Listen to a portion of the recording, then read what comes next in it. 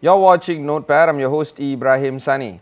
The government is launching or has launched the National Hydrogen Technology and Economy Roadmap. It's basically detailing out the requirements of hydrogen as an energy source, not just for the country, but for ASEAN as well.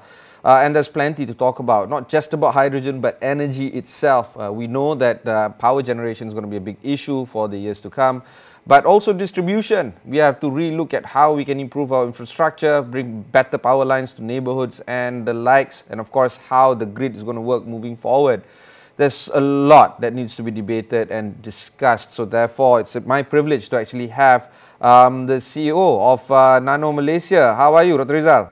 I'm good. Thank you for having us, or having me. Of course, NanoMalaysia is part of MOSTI, or the Ministry of Science and Technology. But for those that have never heard of this before, could you please tell us a little bit more about NanoMalaysia and then about the National Hydrogen Technology and Economy Roadmap?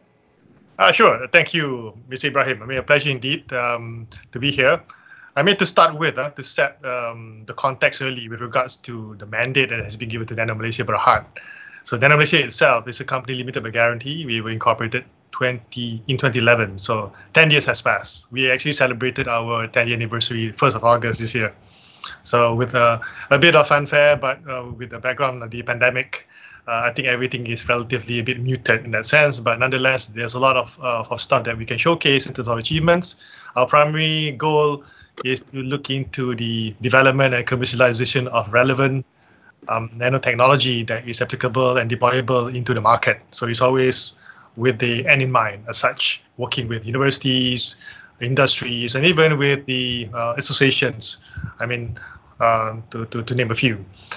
In the context of the hydrogen roadmap, why we are involved? Because hydrogen itself is probably like the most abundant element in the known universe, and hydrogen is the lightest known element, so it tends to be in the nanoscale. So being a subject matter expert in terms of atoms and molecules, I think the policymakers recognize our expertise in this particular domain and has duly appointed us to lead this study in terms of realizing the potential hydrogen economy for the country, with a lot of technological elements to it to ensure that we are able to sustain the economic growth supported by what we call the hydrogen economy as a way forward. It's a future engine of growth for the country to escape or to recover ourselves from the setbacks and slowdown of the economy due to the COVID-19 pandemic.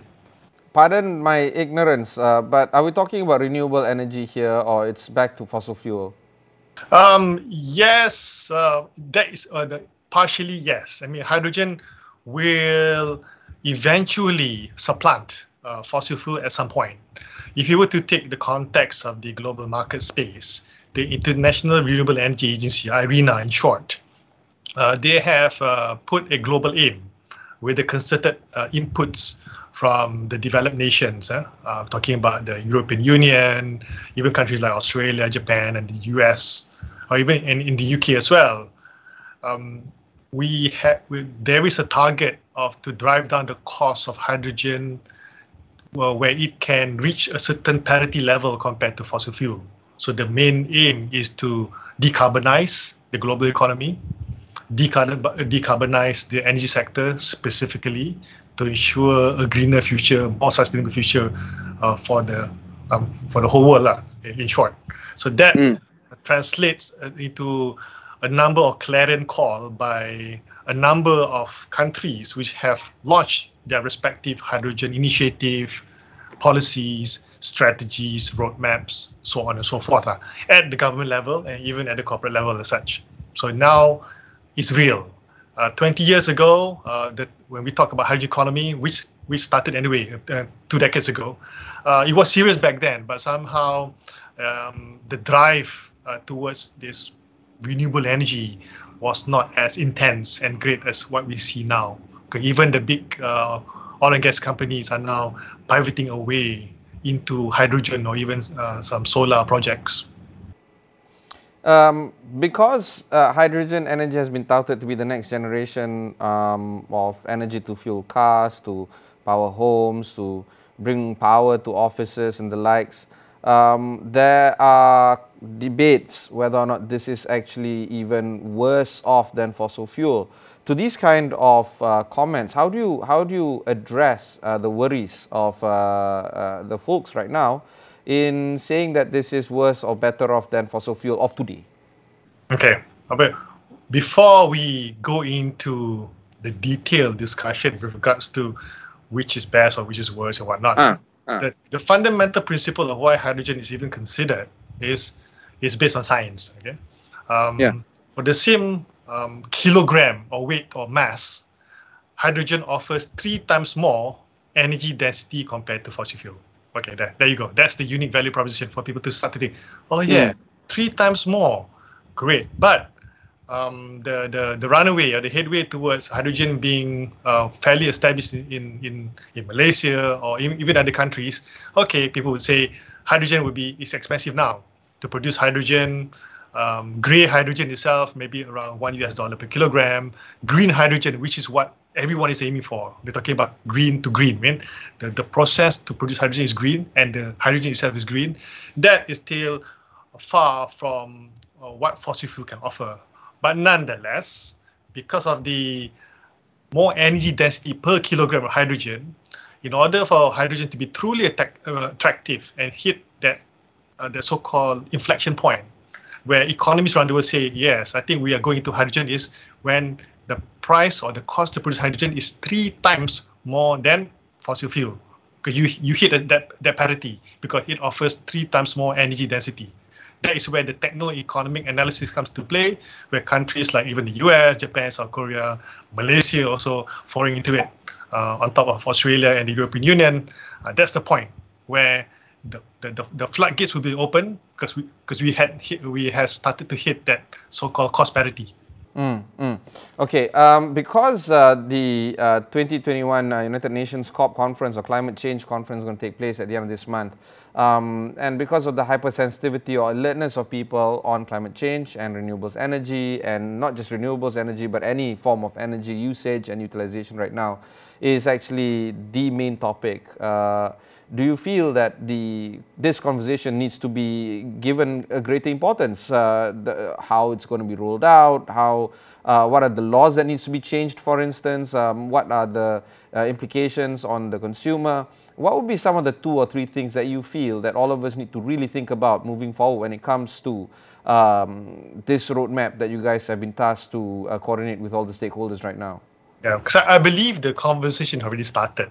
I mean, globally, regionally, and even nationally as such.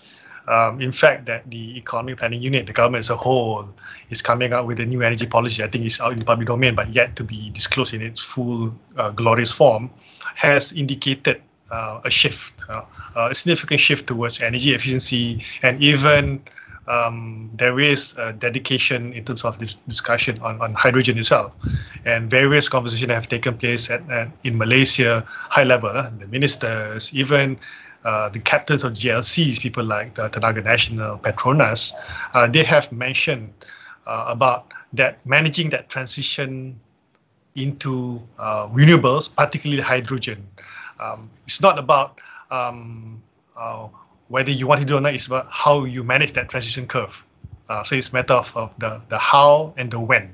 So because the eventuality is clear. So the interest is very, very solid in the country.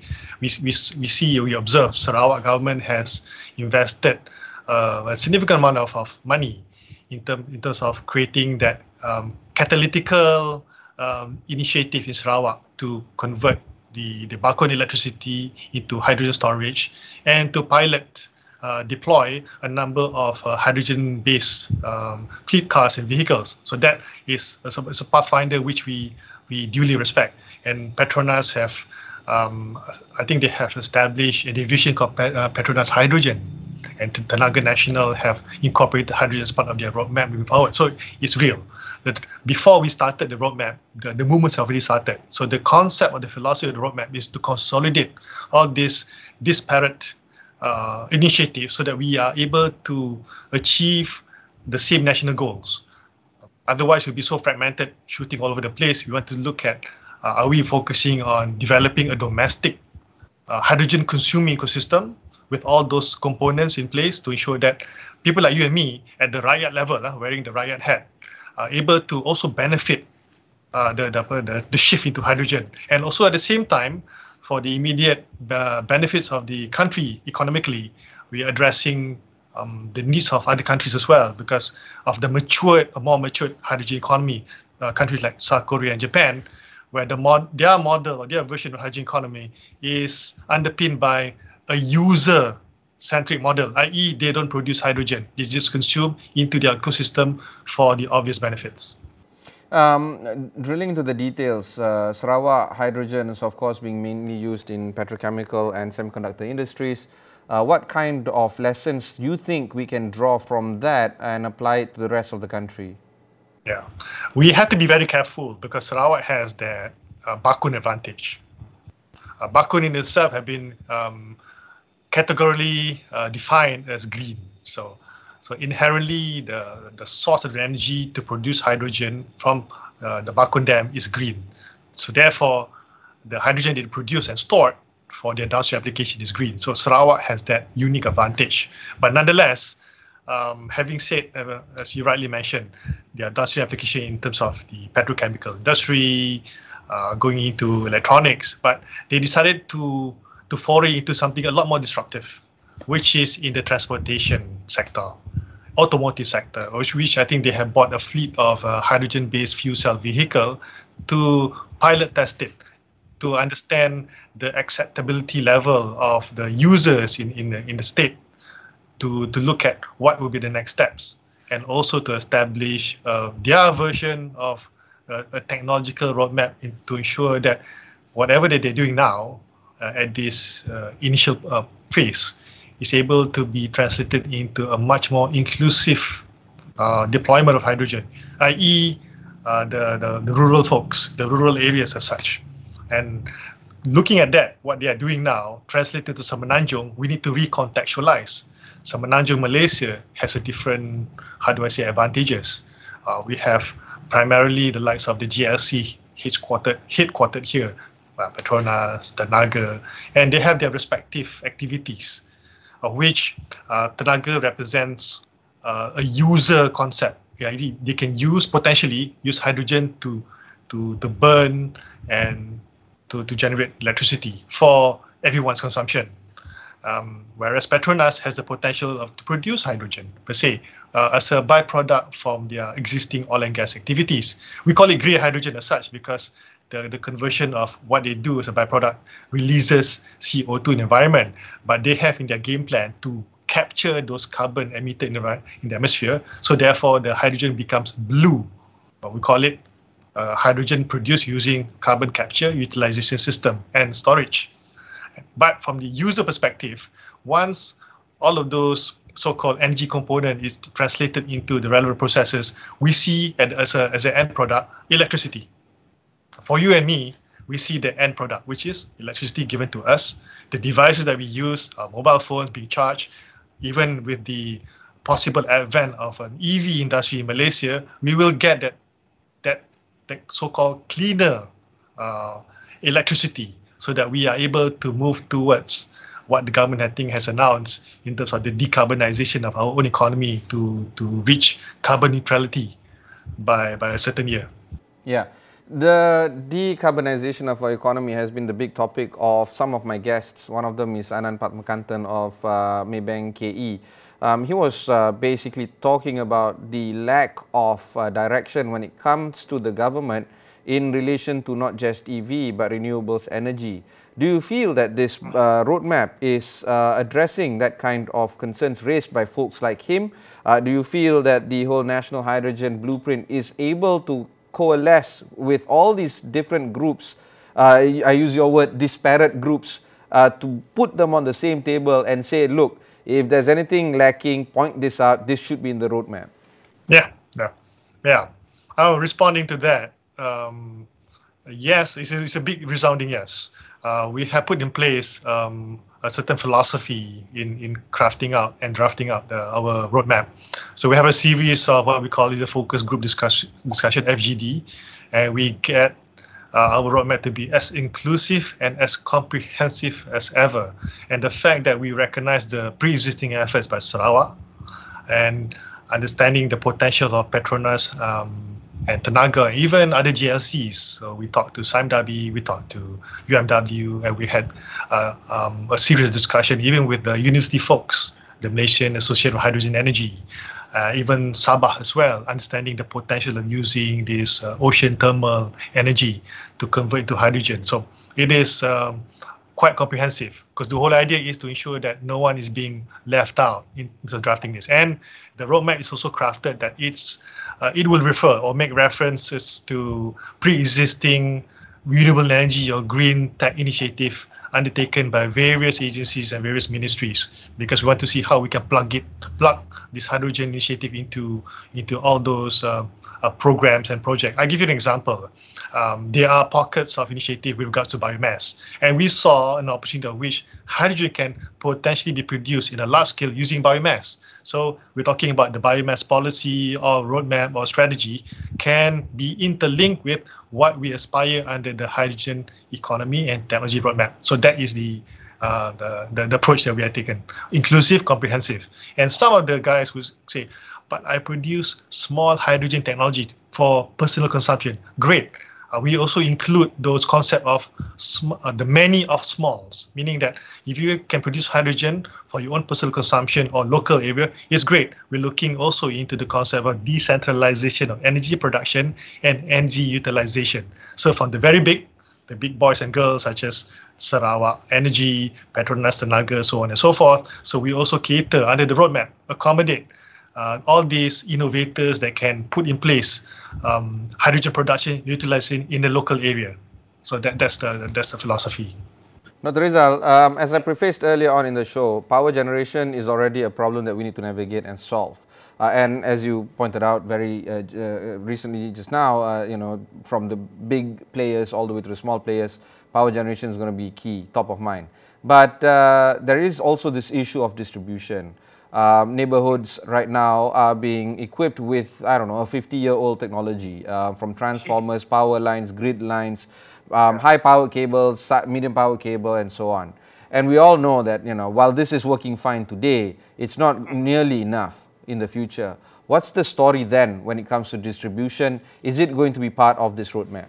Yes, our discussion with TMB was exactly like that, because we need to understand the robustness of the existing grid to accept additional or potential new energy generation sources.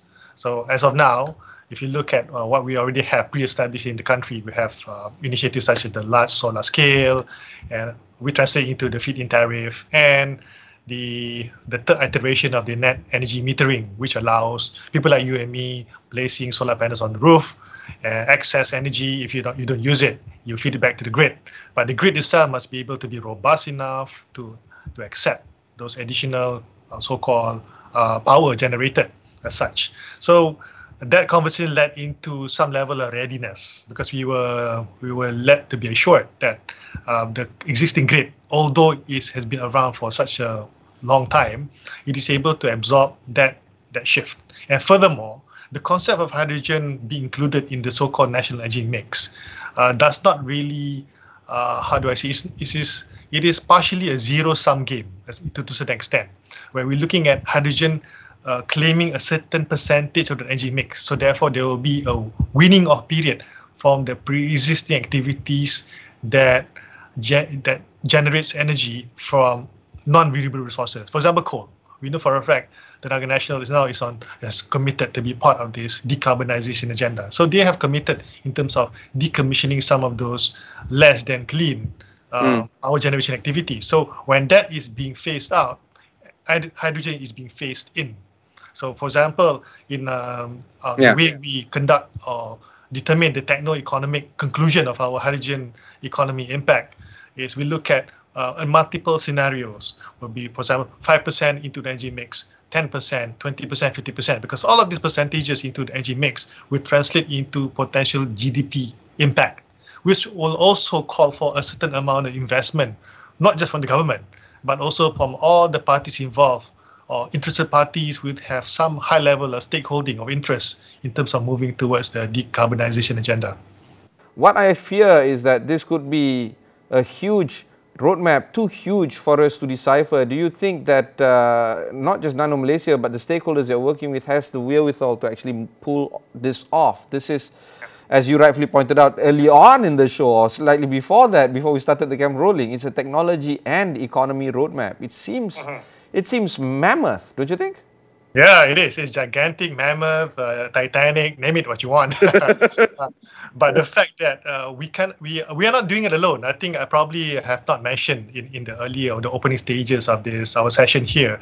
NanoMalaysia leads, but we are equally supported by our friends from other ministries. So it's actually a collaborative effort to ensure that from the get-go, it is not a work in silo. So we have primary help from our partner, the Nanotech Center division from the Ministry of Science and Innovation, as our focal or interface, so-called window to the ministry that funds this study.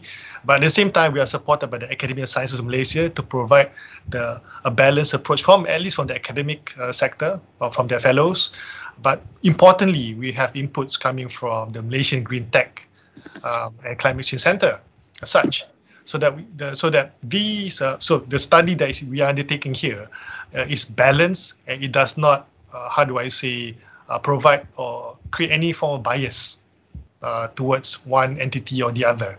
So we have that internal check and balance, and we have help from UTM, UKM, from their so-called internal subject matter experts to provide another form of balance to provide those techno-economic analysis. So having said that, because of the core team is already a collaborative effort to begin with, so we are reaching out to everyone to ensure that there is a decentralization of ownership moving forward. Hence, we recognize again Sarawak, Tenaga, UMW, Petronas, and even some of the smaller companies that we have encountered along the way. Those companies who are developing potentially disruptive, game-changing technologies such as producing hydrogen without the need for heavy capex investment. So we're talking about you produce hydrogen on the spot and use it on the spot. We call it on-site hydrogen generation, and you feed it into whatever application that you have in mind. So this is a disruptive mindset that we are looking into incorporating into the roadmap. Hence, comprehensive and inclusivity, the very, very small to the very, very big. So we are balancing this. The heavy investment will be undertaken by the big boys and girls, whereas the small investment, disruptive approach, your bioreactor to produce from algae hydrogen, using solid-state hydrogen, where you can literally keep your hydrogen in a solid-state form, in a stable form, not dangerous form, literally like just outside your doorstep.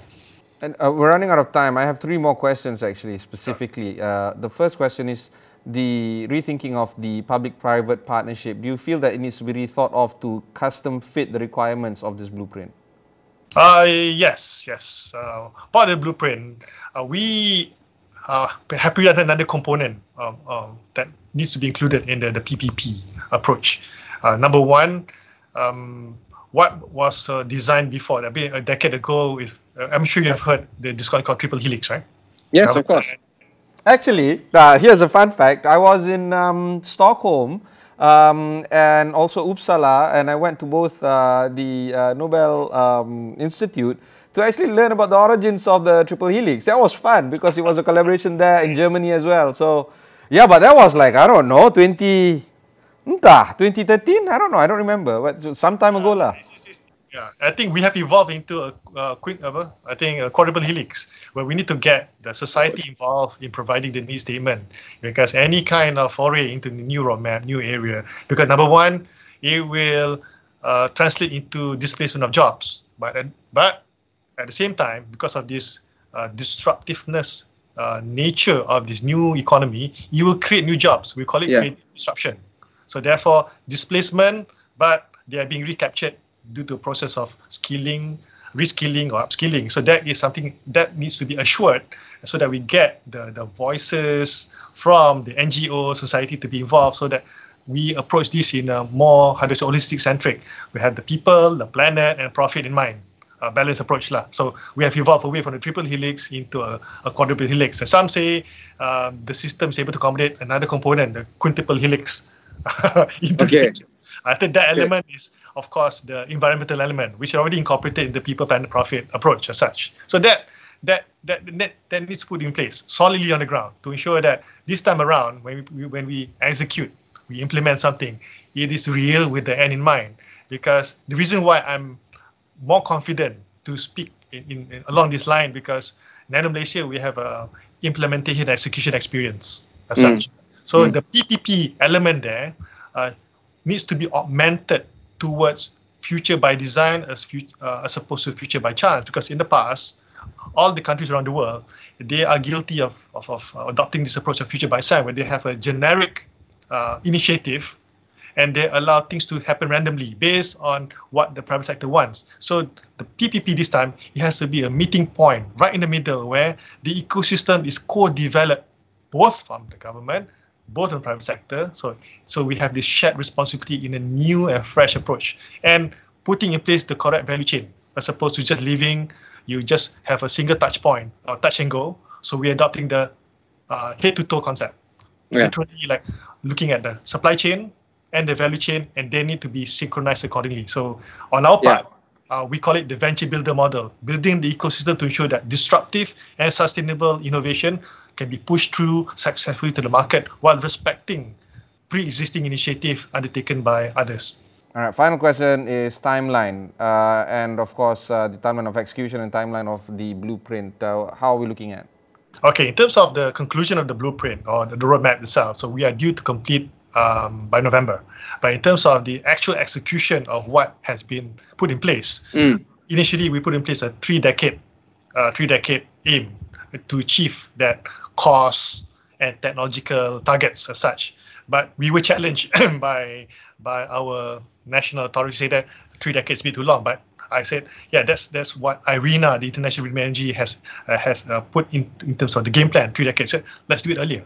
Let's look at a 15-year horizon as opposed to 30-year horizon. So we are looking at readjusting our techno-economic analysis and our modeling to accommodate that, because we realize that we do have certain advantages not enjoyed by other countries around the world. So we are looking at really zooming on that, put that into places of prominence to ensure that we can leverage on those pre-existing, such as our hydrocarbon reserves, our backbone advantage, some of our innovative technology that allows for this hydrogen economy to really proliferate in that given time frame. Thank you very much, Dr. Rezal. Such a riveting conversation to be had. That was Dr. Rezal Khairi Ahmad, the CEO of NanoMalaysia Berhad. If you missed any part of this interview, just head on to astroawani.com. Look for a notepad over there. Look for NanoMalaysia as well. Until then, thanks very much for watching and goodbye.